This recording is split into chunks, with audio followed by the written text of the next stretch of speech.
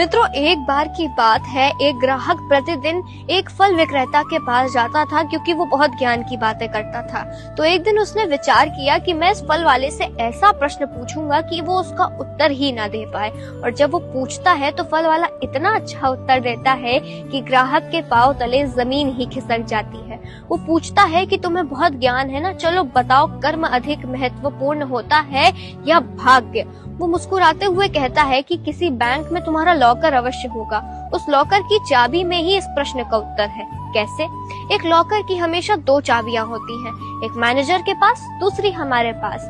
Manager कितना भी प्रयास क्यों ना कर ले, वो अकेली अपनी चाबी से लॉकर नहीं खोल सकता जब तक हम अपनी चाबी ना लगाएं। वो कहता है बात तो ठीक है।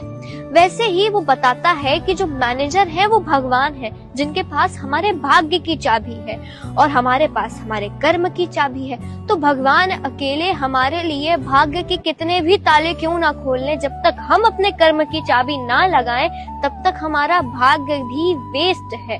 इसीलिए भाग्य भी तभी महत्वपूर्ण है जब हम अपना कर्म पूरी निष्ठा के साथ करें। और ये बात सुनते ही वो हैरान रह जाता है। इस पर एक बार विचार अवश्य करिएगा।